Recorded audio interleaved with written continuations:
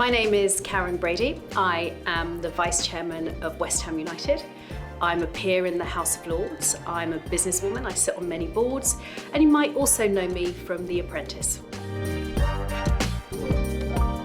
Well, my career probably started in 1993 when I saw a little advert in the newspaper that said football club for sale. I went to my chairman at the time and I said, this is football club for sale, you buy it and I run it. And he said, oh, very male-dominated football, you'll have to be twice as good as the men to be thought as even only half as good. And I said, well, luckily that's not difficult. I have to say, my drive to run a football club was less to do with the football and more to do with the business potential. I saw real potential. The Premier League had literally just started, and I thought it would be really good to take a club that lacked support, that hadn't had a lot of success in recent history, and turn that business around, and that's exactly what I did.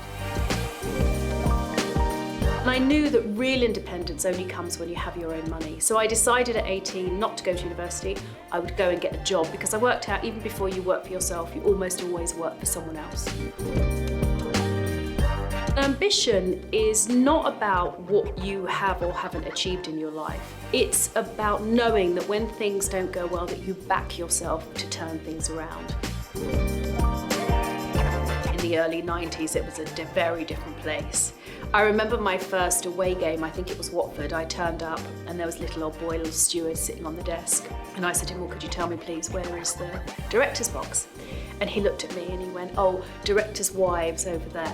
And I said, no, I need to know where is the director's box. And he said, no, dearie, you said you don't understand.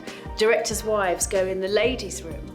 And I said, no, I think it's you who doesn't understand. I am the managing director, so I need to know where the boardroom is.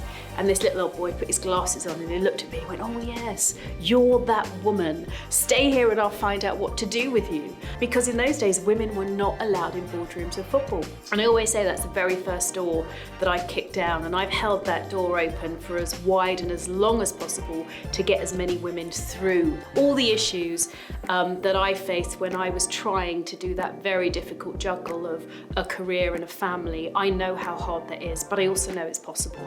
When I see a woman, I see, wow, great potential. I don't see anything else. I didn't care what other people thought. You know, I was given the challenge and chance of a lifetime, and I took it. I make no excuses for being young and being female. I never did, and I never felt I should. Comfort, colour, cut, those are the things that are important to me. I believe that when you look good, you feel good. I never feel pressurised to dress a certain way. I always dress to please me.